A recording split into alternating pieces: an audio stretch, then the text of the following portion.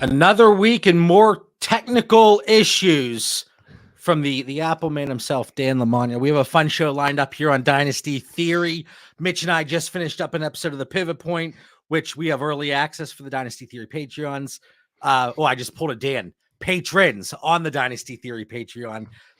Free 1 week trial and $5 a month after. We got the Pivot Point. We got the Dynasty Tiers. I introduced a Dynasty Theory calculator. There's a lot going on behind the scenes. If you enjoy the show, come check it out. All right, Dan, what's up, baby? Guys, man, I'm used to like seasons ending in heartbreak with my Cowboys, so I rely on the other teams to carry me. And now my New York Rangers got knocked out last night, so I'm down to the Phillies until football season. But I'm hoping you gentlemen can pick me up today. Oh, well, we're gonna try our best. What's up, Mitch? What's up? The only thing I hope for the rest of the sports calendar is the Celtics don't win. I just don't want the Celtics to win anything. So, I know Dallas is playing against. I don't care who was playing against him. I would just root for the other team at this point. Yeah, Mitch. What did the Celtics do to you? I don't know. Just don't like them. It's my Lakers rivalry, so I'm with you, Right. Mitch. That's fair. Preach. That's fair. All right. Well, we have a fun show lined up today. Mitch has been our show topic extraordinaire over the last few weeks. I think the topics have been very fun, very interesting conversations, some nice variety and some nice discrepancies, I think, between some of the players that we've brought up and some of the players that we bring up today on players that we should be buying now, but not just buying now, even willing to buy above market, which, Mitch, this hurts my soul because I'm the market man. The trade's fine, but push for this because the market says we can do that. So this was a challenging one for me, but talking about 6 guys, we each brought 2 to the table. Mitch said not 3, not 5, not 10, 2. 2. That's what Just I 2. did. That's what Dan did. And a lot of these players, they are names that popped up over the last 2 shows. Players that we thought were going to exceed expectations based on names that the patrons dropped at us or threw at us. And then guys that potentially could be busts. Hopefully none of these guys were on that bus show because that would be an interesting one. But Mitch, I want to start with you. Who's a guy that you're looking to buy now, but not just buy now, buy above current market value if you have to get the deal done? Yeah, I want a lot of times we'll talk about the lower value guys that we think are going to ascend, right? This week I want to talk about just good football players. I'm let's talk about good guys that everyone wants to have and ones that I'm willing to get. And mine's Michael Pittman. And a lot of that is because I'm really big into best ball right now. So it's hey, what stacks am I actually trying to get in all of these tournaments? What am I trying to do? And so I actually had a question out there. Dan answered it perfectly. There was a lot of responses on Twitter. I'm how do you know the difference between an RPO and a play action pass? I want to know what I'm looking for on the field. And really what it boils down to, Dan could explain a lot better than I can, but I'm going to try. You look at the offensive line. If they're moving forward, it's going to be an RPO because they're going to run block. If it's a play action, they're more spread out. They're trying to hold the line, right? The reason why that matters and why I'm bringing this up, Michael Pittman and the Colts ran the 5th most RPOs in the league last year. That was with Gardner Minshew mainly being at quarterback, mind you.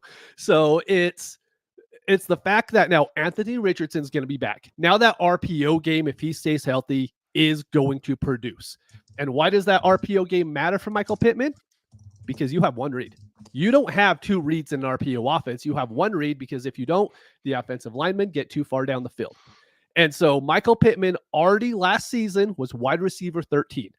He's valued lower than that. And any ranking you look at, he is lower. That was with Gardner Minshew at quarterback. Yes, you could say, hey, Anthony Richardson is going to take touchdown opportunities away. Jonathan Taylor's healthy for the full season, so he could take touchdown opportunities away. But I just think the elite upside that this offense can have because they're moving the ball so much more productively because they have a better person at quarterback. I think Michael Pittman is an absolute smash because no one is valuing him where he's young. He's 26 now. He's going to turn 27. And he's already scoring almost as a top 12 wide receiver in the league. But we're not valuing him there. And it's he has everything that we want, an offense that we like, but we just don't want to value him there for whatever reason.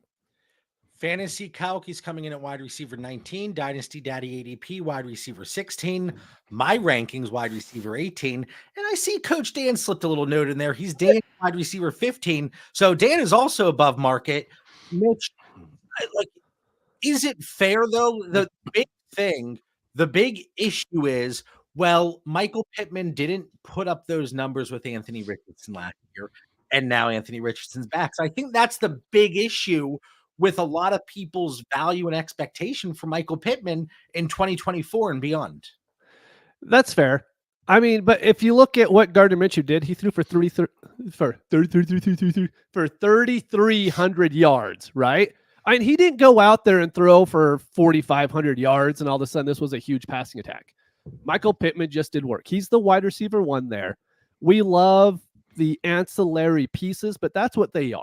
Michael Pittman is the guy. And this whole episode for me, I didn't love Pittman previous in the offseason. That's because I didn't dive enough into this team.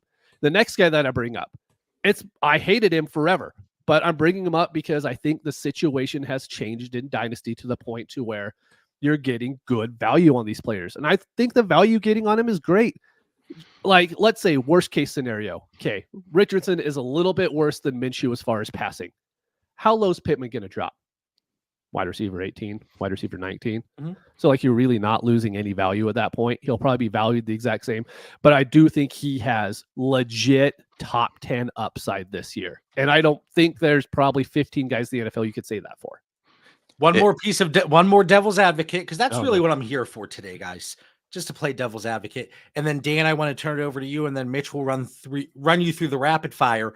But Mitch, we just talked about this on the pivot point. Mm-hmm. You say Michael Pittman's young, he's 26. Yeah, but he's going to be 27. And we know once you hit that, your value is starting to get a little questionable, especially if there is any type of drop in production.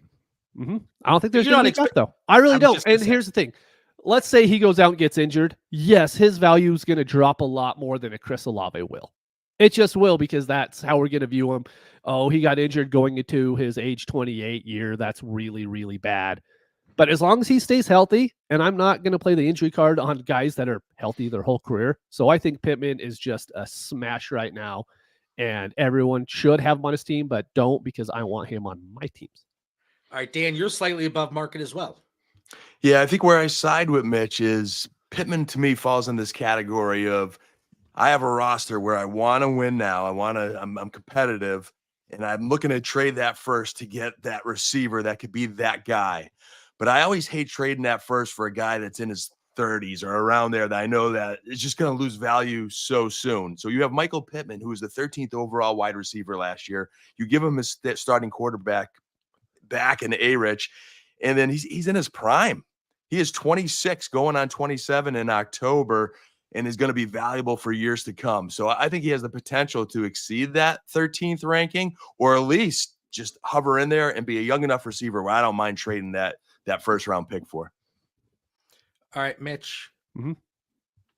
So I have Michael Pittman, like I said, wide receiver 18. Before I get to the rapid fire, are you taking Pittman over Odunze? Yes. Ayuk? No. Devontae Smith? Yes. Nico Collins? Yes. I knew that one. You hate Nico. Jalen Waddle? Yes. Okay. I just wanted to clarify, like, okay, you're above me.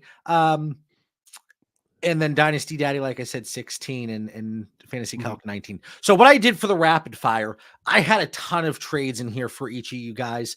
And at first I just pulled in any trades I could find. But then I was like, well, if we're talking about buying these guys over market, I want to find trades that from a value perspective would be considered over market. Mm-hmm. So these are going to be like feet to the coals. Like, are you really going to pay over market?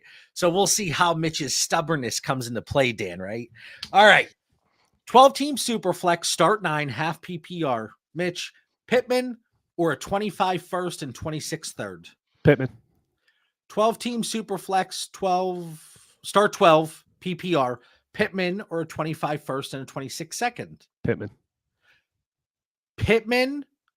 Now, this is a start 8. 12 team start 8 PPR. Pittman or Adams and Kamara? Pittman in a heartbeat. Really? Dan, you're nodding. Yeah, I'm cheating and looking at these rapid fires, and I think you're giving Mitch layups. I did look at these, and I'm taking Pittman in every single one, and I'm not even worried about it. From a value perspective, where we have the source data, if you will. If someone offers me them, I will accept them in any league.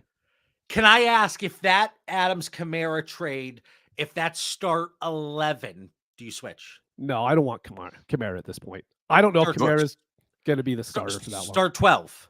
I don't think he's going to be a great flex play Start anymore. 40 players. And you get an Adams premium. Okay. All right. Lurs, these are layups indeed. Guys, what do you want from me? Keep going. They get harder later. We're 11 minutes in. I know. All right. Pittman plus a 25 first or Garrett Wilson, 12 teams, start 9, PPR, half point tight end premium. Pittman. With that first, that's sweet. Yeah. Pittman or Addison in a 25 second, start 10. Theft. Pittman. Pittman or Hollywood, a 25 second and a 27 first, start 9. Pittman. Yeah, man. I agree with every one of those, JB. I see who Dan has for the rapid fires next time. I'm like, all right, those are a lot tougher. It's than not even mine. it's not even fair. Mitch. I get to mine. I'm like, what is JB doing to me? He's like throwing me like change ups left and right. But okay, so if these are the highest value ones, like within reason, we talked about on the Dynasty Theory episode of the Pivot Point earlier today, there was a Debo trade that was 109 for 110 in Debo. And it's like, what is this? But if these are the trades within the last few days that I'm finding that I see as slightly above market for Pittman, it just goes into Mitch's point, right? Time to go shopping. Yeah. Here, brand new trades just popped up. Michael Pittman in a 12 team. Michael Pittman or Will Levis in a 302. Pittman. Michael Pittman, Gabe Davis, Aiden O'Connell for a 25 first, 225 seconds, and Trey Lance. That Trey Lance almost switched it up for me, but I'm going to go Pittman. Yep. Here we go. 12 teams start 12, full PPR. 104 or Michael Pittman in a 26 first. Oh, Pittman in the first. It gets a little harder. Are we moving back to a mid-range jumper there? I want 104. You're kind of talking about what, Neighbors or Pittman and a first? I think I want Pittman in the first there. If I'm willing to do it for Garrett Wilson. That could be Brock Bowers in a tight end premium, though. Could be. It's a half point tight end premium, and that's he's going to be a great backup. Just kidding. Just kidding. So many good guys. We will move on here. We will move on because in typical Dynasty Theory I get to go on mute now. But again, I think that plays to Mitch's point, right? That let's go Pittman hunting, if you will, because I agree for the most part. I'm taking Pittman in most of those, if not all of them. I didn't have to evaluate it though. All right, Dan, you got Drake London, fantasy calc wide receiver 12, Dynasty Daddy ADP wide receiver 12, my rankings wide receiver 10. I see you align with me. So we talked about Drake London on the league winner episode, and you were really into him at the time. So I'm not surprised that you brought his name to the show sheet today. Oh, he's just the dynasty gem to me. Like 22 years of age, turned 23 this summer. So he's so young, coming off, a 900-yard season with no quarterback whatsoever, and goes into a dynasty situation where you've got Kirk Cousins now and Michael Penix later. Like, there is no end in sight to, I think, what's ahead for him. I think he's going to blow up this year, and then he'll continue to do well because although I, question Atlanta's dysfunction of, going against win now and having two quarterbacks for dynasty, that's great. They're going to have a quarterback for a long time, and you can't say that about every receiver that's in that range. There's a lot of certainty on top of youth you are getting with Drake London. All right, well, let's go to the rapid fire, and I will say the market is much higher, and Anthony says, man, I think London is already overvalued, so over market for him So will hard. be rough. It is a little more challenging than those. I'm still saying they were Pittman mid-range jumpers, not so much layups. All right, Dan, we're taking you to 3-point range. London and Chigakonkwo, or Devontae Smith in a 25 first, 12-team Superflex, start 10 PPR, half-point tight end premium. It's just so unfair. The first one you give me, you just lay the Thor hammer on the Devontae Smith in a first side. That one there, I have London over Devontae, but you throw in that first. It's unfortunately I can't take my boy London on this one. You got to pay the piper if you want to get London. All right, London and a 25 second, and this is start 11 PPR, 12 team. London in a 25 second, or Garrett Wilson. This one I could have some conviction and stick with my boy London, even though I think Wilson could be out of his mind this year and have a great season. Rodgers only has 1 or 2 years, then who's throwing to Garrett Wilson? I think London's going to have an out of his mind season too. I'll take that second and go the London side. Okay. All right. London, 12-team Superflex, start 10 PPR. London or Jonathan Taylor and Terry McLaurin? This is a tough one. Both of these last two were tough, but I still will stay on the London side, and I just rather build my team around that young receiver than the running back. Like McLaurin, but I could live without him or find a way to not have him. So give me London. Would you hedge a little bit here and say if you have a team built to compete, you would take the JT side? Yeah, I mean, if I need that running back, I mean, you can make any case roster dependent, the value of that running back position. I love JT, so that helps. And he's young as well, and I think there's some good years in him. So, again, won't throw a challenge flag if the audience is going the other way. All right, we're dropping out of 10 teams here. 10-team Superflex, start 10. London plus Sam Howell or Saquon Barkley in a 25 first. Yeah, as falls under the category of the first one, #too-rich. Give me the Barkley in a first side. And then London or here's your layup to end it. London or Khalil Shakir, Chris Godwin in a 25 second. And this is a start 9s. It was a really interesting trade for me. Yeah, this was a fun one. When I read the show notes, it's like, all right, if there's hope for that out there, like after I read John's show notes this week, I went after my two guys, even a little bit, another run, and failed miserably in the London because he is so pricey. But this one's a smash. Give me London. I don't care about any of those other pieces. Yeah, typically when I say a trade is interesting, it's like, what were you thinking? So, yes, it was interesting. All right, I'll be quick here, guys. And I see Dan is already disagreeing with me on the show notes, but I'm going Kyler Murray. I've been throwing offers out that are above market from a value perspective. I acquired him in a deal that was centered around, oh, God, I got to go dig up the exact trade, I think, whenever Dan vetoes this pick. But, yeah, Kyler Murray, Fantasy Cow, quarterback 11, Dynasty Daddy, quarterback 11. Mitch is typing on the notes. I will do your rapid fire. That's right. I'll ask you these questions. I thought I picked good ones here, but I have him at quarterback 9. Coach Dan has him at quarterback 14. And as the discussion went in the Discord over the last few days, this one is certainly a little bit more vibe based for me. Kyler Murray was not great by any stretch of the imagination coming back from injury, but again, he was coming back from injury.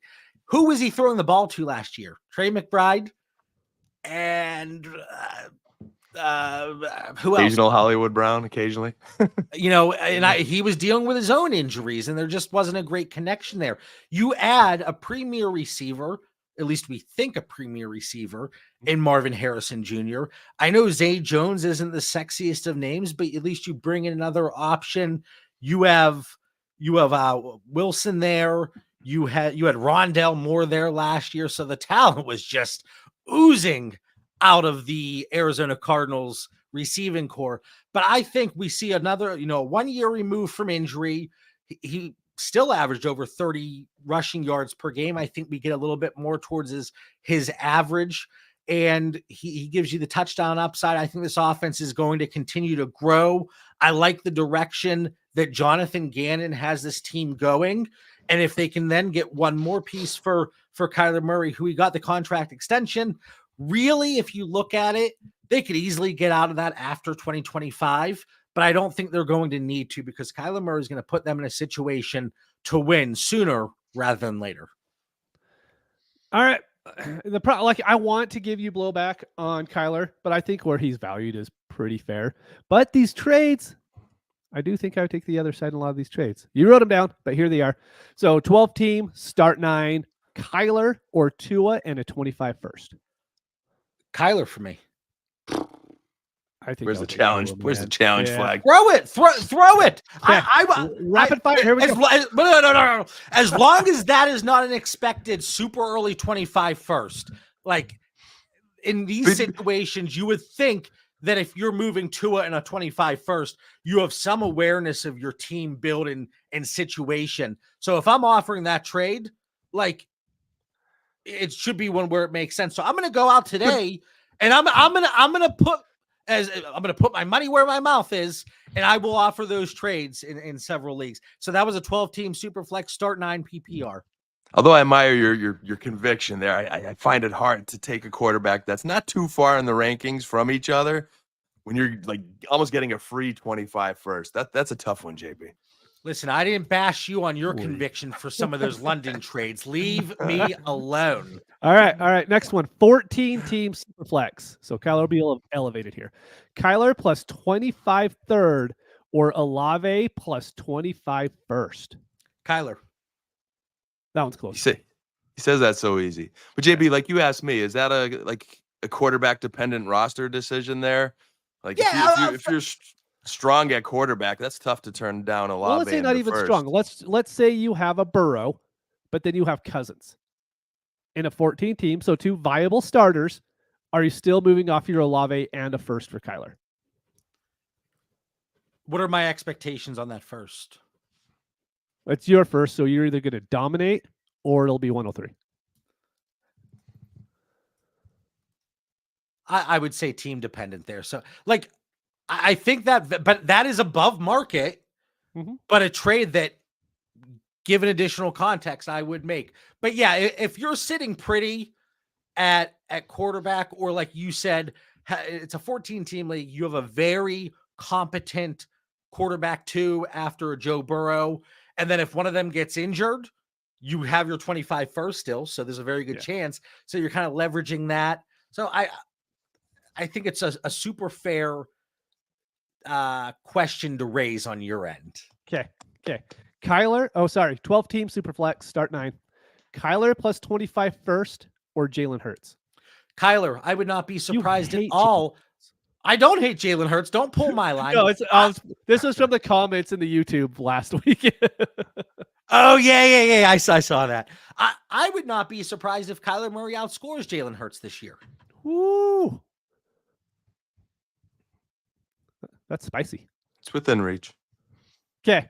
Last one, 12-team Superflex, start 9. Exact same settings.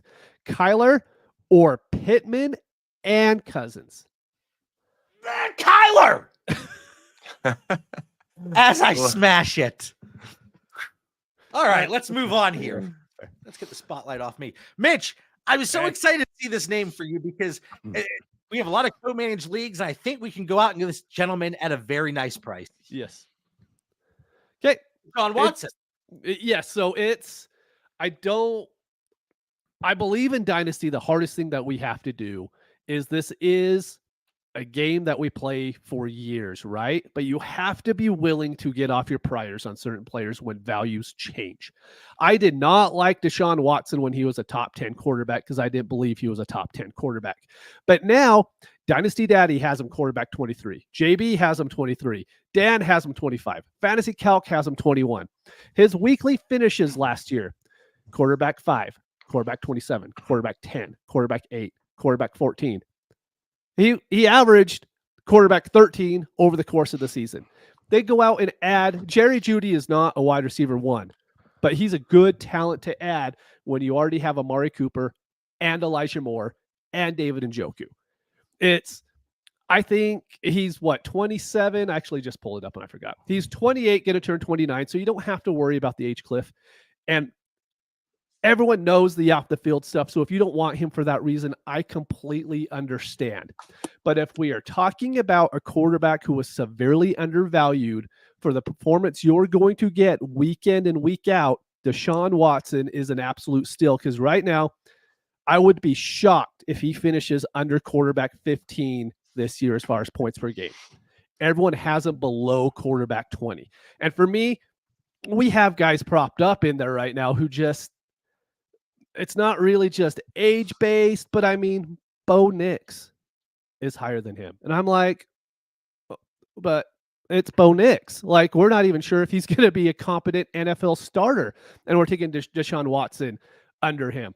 Baker Mayfield. How is Baker Mayfield a better quarterback than Deshaun Watson? I just don't understand. And like, it's hard to say this because I hate Deshaun Watson, like off the field stuff.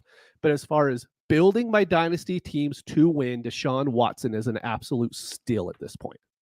So fantasy Cult quarterback 21, Dynasty Daddy quarterback 23, 23 for me as well. Coach Dan a little bit lower, quarterback 25. It's a built-in despise in there probably. And you know what? Mitch has always kind of historically been good at this in Dynasty, like throughout the years. And I think part of Watson's declining value baked in is all that off the field stuff. Like, we're just waiting for him to be hanging out with Antonio Brown any week now. And like, who knows what's going to happen. So there's some uncomfort level there. But we've also seen throughout Dynasty in the years with the Tyreek Hills and with the Kareem Hunts, like I've always seen Mitch willing to take the risk when like that media news is kind of fresh and it's taken down value. And then we watch like a season later, maybe sometimes only 6 weeks later, that guy's producing good value. We saw it with Rashee Rice early in this offseason. I got like some late first round pick for him. I just didn't want him on my roster. All right. I was mad. But here we are, a month later, and there might not even be charges against the guy. Yeah. So to Mitch's point, man, there could be a great value based on that. It's a business.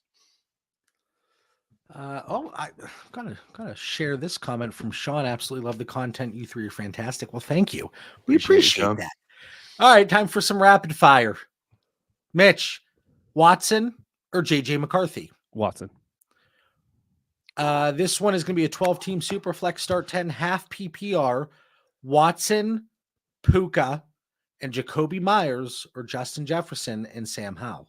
See, this one's so hard because it depends, I think, on how much you love Puka. So for me, if I need a quarterback, I could see myself making that trade, but that's not one that I'm ever going to love making, is trading away Jefferson for Watson and Puka, right?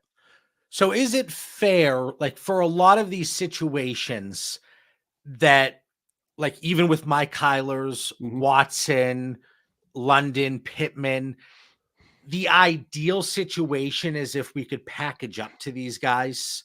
I think so. As opposed to pivoting off of one of these elite assets or even a higher end asset. Is that fair to say? Yeah, it's just moving off of Jefferson for a Watson. I think everyone's going to throw up a little bit for it. Fair.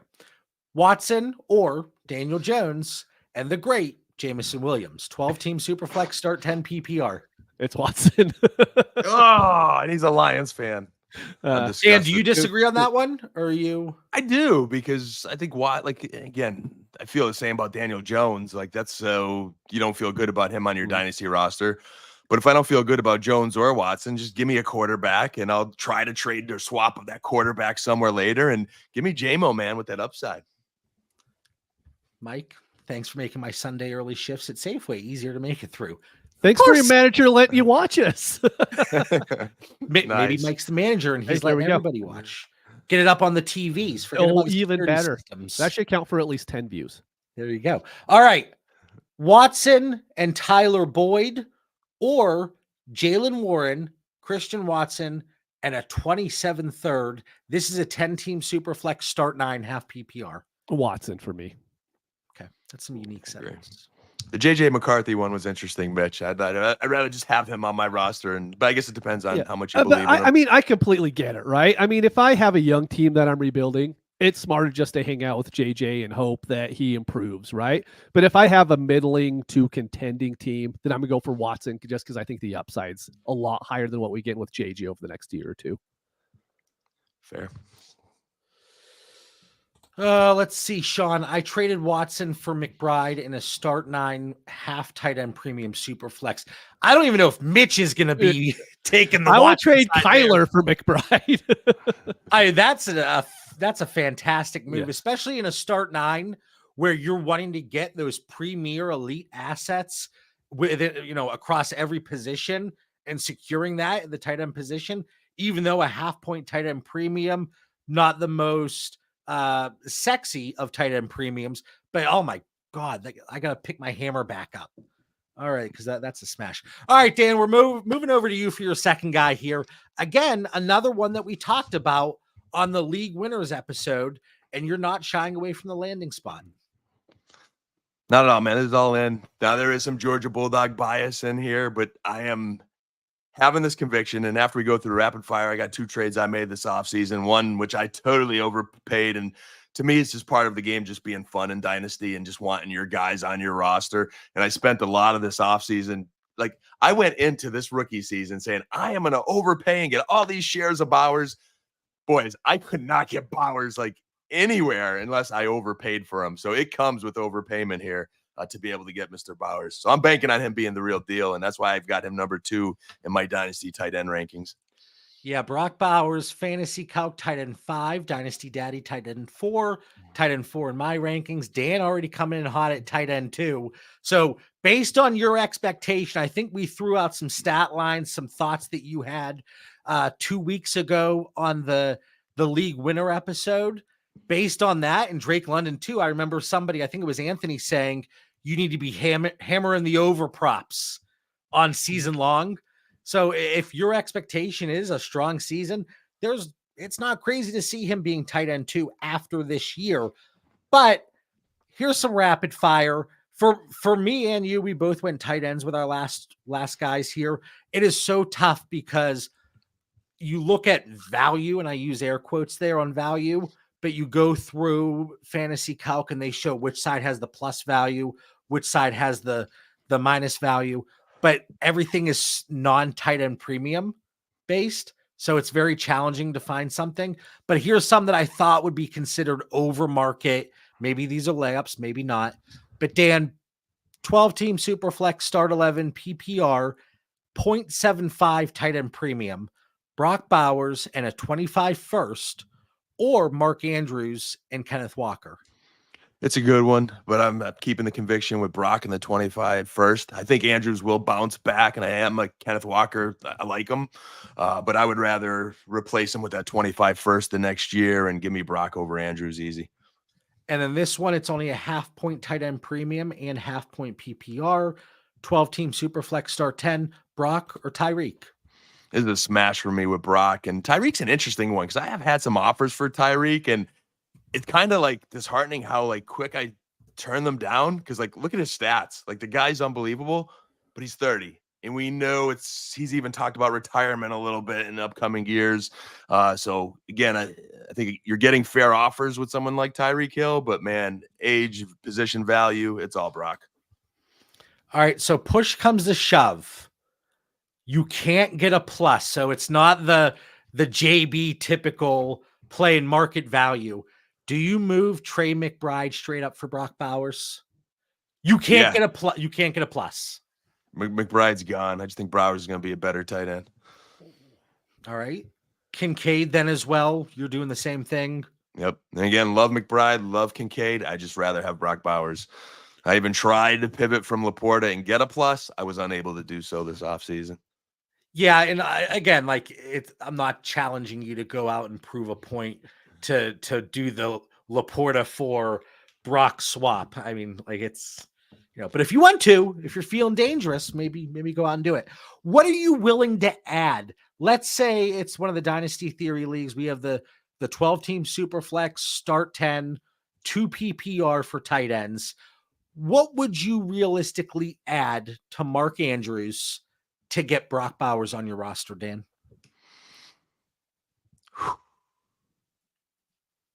I would easily add my second, third, fourth, and we could probably talk a deal where you get my first because you know how I am in trading picks. And my thing is I just want Bowers on my roster, and I want him to retire there. Like I just want my tight end 1 elite maybe like Mitch does with Laporta, especially being a Lions fan. Like you just got the guy for a decade. Again, that is with expectations that he is going to be the next Kelsey. So that comes with a lot of risk. And I did that this offseason. One trade I would never advise anyone to do in their lifetime, but I did it. We swap backup quarterbacks. They're bums. I'm not even going to mention them, but I gave up Flowers, Schultz, a first and a second to get Bowers and two late rookies in this year's draft. And I want Brock. I don't want to live with Dalton Schultz on my roster. I've got some depth. I'm going to find a way to replace Zay, and I just lost my draft capital. That was the horrible trade. The trade that you can maybe make a better argument for was I gave up Dalton Kincaid, Josh Downs, 209 and 301, which turned out to be Jatavian Sanders and Spencer Rattler for this one owner. And I got Brock Bowers and Cole Kmet in a 16-team tight end premium league. I like that one. Love that one. Say that whole trade again. Traded Josh Downs, Dalton Kincaid, 209 and 301, and I got Bowers and Kmet. Yeah, I think that's a good one. We talk about paying over market. That first trade you mentioned certainly is there. So I think that is your real conviction trade. Yeah, and that was me with 0 shares of Bowers saying, I just got to get him somewhere. So let me have him in the 16-team league. Dan brings up a good point. Sorry, real quick, John, on the whole tight end thing. When you can get an elite tight end and you just don't have to worry about that position, it's so nice.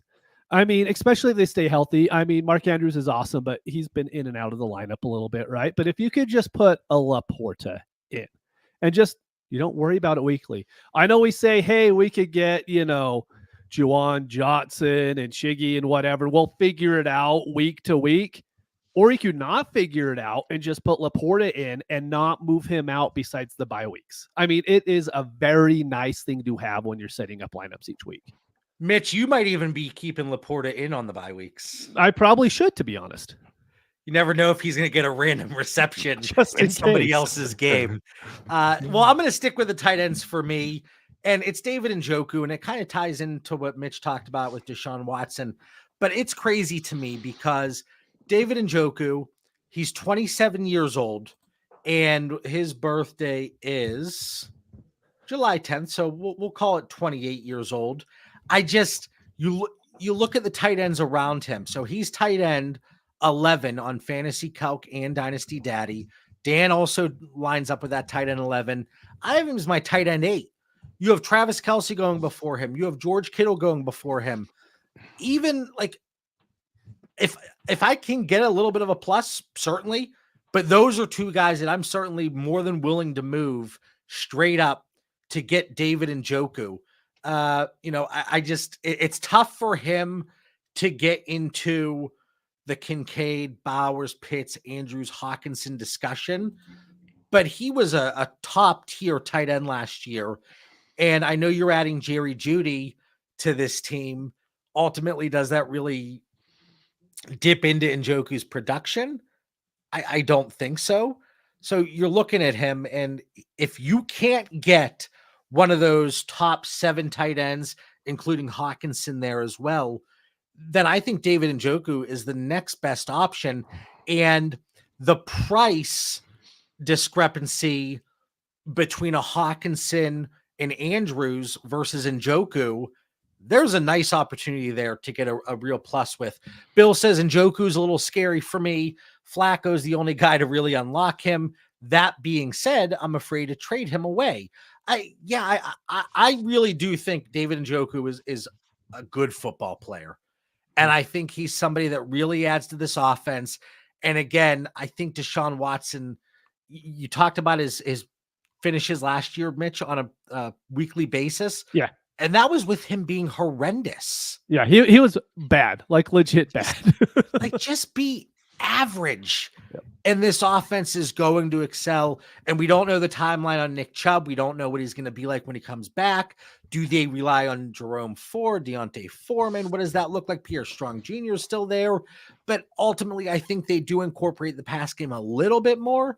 And we can get some production out of Amari Cooper and David Njoku, especially compared to the price tag that they're going for. A common trade that I found was David Njoku for a 25 first.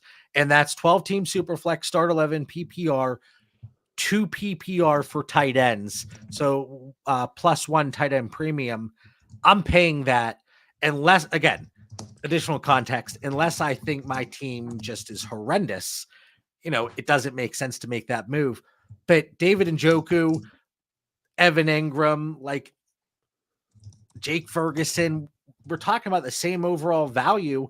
And David Njoku is just somebody that I think is going to really pop off and can continue to succeed in 2024. Yeah, I mean, it's really hard for him to fail, to be honest. I mean, that offense is set up.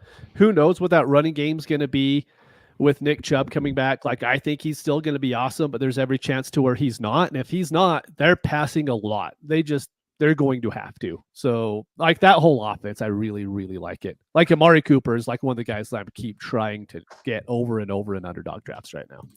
Yeah, it's a great offensive system. And I see the comment in there, little concerns with not having Flacco unlocking them, and I get that.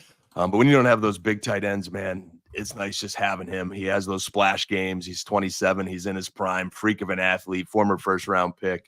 So he is next tier, I think, one of your safer guys. So you're really not juggling the tight end landscape as it only gets worse. And I am polling really quick with and without Deshaun Watson last year. I mean, the split was like, it was noticeable, right?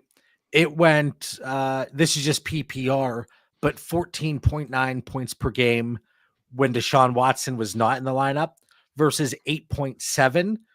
But when we're talking about 2 PPR, we're still looking at 13 points per game. So again, not sexy. I hate to keep saying that over and over again throughout today's episode, but like, that's the floor. Yeah, he pretty much, I think 13 points per game in 2 PPR is his floor. Yeah, he was going 5 catches, 50 yards pretty much every single week. Sometimes was 40 for 52, whatever, but it was right around there. Then he blew up, the last weeks of the season in the playoffs. So that's why his, points per game went up so high. But I mean, there's not a lot of tight ends that could do that. That's the crazy thing. We're like, oh, it's only 13 points a game. Yeah, what did Pat Freiermuth put up last year, right? I mean, it's... Hey, you leave Pat out of this. I actually think... I love Pat Freiermuth, right? I think he's... Well, I kind of lied because Russell doesn't throw to tight ends. But if he did, then I think he's going to be great this year. But, yeah, I think Njoku's a really good buy right there. All right. So running through 6 players that we are looking to buy above market. But again, ideally, asterisk, caveat, try to acquire at market. And then if push comes to shove and it's still a reasonable ad, I think I still explore that, right? Yep. And I don't think I explore that opportunity. So Dan, Mitch, before we hit the final thoughts, anything else you want to add? Maybe any third player you want to sneak in? I might add some players in the final thoughts, JB. But again, I did take this week's episode to test the trade waters. And with Njoku, I know you had a little, say, if you want to move off Kittle. And I have one roster left where I was trying to move off Kittle. And, I know he just recently had surgery because Kittle was almost to the Austin Eckler category for me. Like, I'm starting to worry those legs are going. But now there's this like undisclosed injury that we didn't know about last year that he battled through. So hopefully there's some gas left in the tank. But I tried to move him for David and Zeke as the plus. I couldn't even get a counter. It didn't work out for me. But I like how you're stirring up some thoughts to try to, a good guy to pivot to for sure. All right. Well, Philip has a question here. London and Cousins for Garrett Wilson. This ties into the London that Dan mentioned earlier as one of his 2 players. So Dan, I want to start with you. 12-team Superflex. Smash London and Cousins there. Again, love Garrett Wilson, have him ranked higher than London, but they're not that far off. And I think London, just has more security at the quarterback position. That's free Kirk Cousins for me. That's a free 2 quarterback in Dynasty Superflex. Gives you another trade asset later, even if you're not high on Cousins. You did bring up the most important part, Dan. Stack! It's a stack. You get the stack with it. So, yeah, I mean, absolutely, I'd go London Cousins too. We need a little stack soundbite. We do. I love the stack attack, baby. I make that face when Dan goes London and Cousins, and on the Dynasty Theory Patreon with the tiers and my values, I kicked off the Dynasty trade calculator on there and I throw them in, based on that, I'm taking Cousins in London. And I agree. Nice. I think we're getting a little bit of the Cousins discount overall because that Michael Penix draft pick and the narrative people pushing it. Well, maybe he's not far along in his recovery as we had hoped, but I do think it's kind of just following like that Jordan Love mold, that Aaron Rodgers mold. Let him sit and then develop Penix, even though he's going to be ultimately like a 38-year-old rookie whenever he does get the opportunity. But I still like Michael Penix. Big Jim over here. I was able to sell London for the 106 in a super flex league and felt that was good value, as I don't think London is going to go crazy this year. If you had the rookie draft already, I would love to know who you took at that 106. But we're probably talking about Drake May, JJ McCarthy, maybe Brock Bowers if we're incorporating a tight end premium for Drake London there. Yeah. Hey, even though, Jim, following today's episode, I do think London will go off this year. I still like your thinking is that value at 106, the chance of Bowers or the chance of a quarterback in Superflex, the value's there. So even if London does go off and have a big year, I think you locked yourself in with a very great dynasty asset. And that's the reason why we play Dynasty, right? Like redraft, you can't do stuff like that. You can't be like, oh, hey, I don't think London's going to be that good, so I'll get JJ McCarthy at the 106 and hope he's good for future seasons. That's what Dynasty football brings into these things is, hey, if you don't absolutely love this player, you can move off of him for someone else. And there's just no other kind of fantasy format that allows you to do this. Agree. Final thoughts. All right, Dan, for the 247th time talking about 6 players we're looking to buy now above market value. Final thoughts. What do you have for our listeners? And really quick, the chat was fantastic today. Yes. As it always is, but I want to call it out specifically today. I thought it was a lot of great side discussions and questions that were thrown at us. But Dan? Yeah, I love our chat, man. And I'll try to throw them 2 more nuggets here as we look at, off-season values. We're digging for diamonds right now, trying to find something at this time of year. And a lot of it is just coaches speak and watching guys run on air. But I'm going to buy into a little bit of the coach speak and try to find some things. 2 guys, one Eagles wide receiver, Aeneas Smith, a rookie, just wasn't drafted in a lot of rookie drafts. And I saw him out there on the free agent wire a lot. I think if he is still out there, gobble him up. If he's not out there and you could get him on the cheap, Devontae Parker retires and it's Paris Campbell's his competition, man. I don't know how many times we're going to go down that road. And then if they have an injury, but he's a receiver that does have some upside that you could potentially get on the cheap. And the second one is my guy, man. I've been getting some comments in the chat as I went all out and ham on Lucas Krull of Denver there. Coach Payton says to him, hey, if they don't know you, they're going to get to know you soon. Like he is getting high on this guy. And his competition's Greg Dulcich. And we're talking about this tight end landscape. If you're starting to, or you're in these deep leagues, or you just need backup guys in tight end premium, something's got to give in Denver offense, boys. Like he is just so cheap. Again, if he's still on your free agent wire, grab Lucas Krull. He's fast. He's got good size. I think he really could be something. And Dulcich is already still nursing an injury. We haven't seen him in forever. Why you grinning, JB? Why are you grinning? Anytime I hear his name, I think of Kate Hudson and How to Lose a Guy in 10 Days.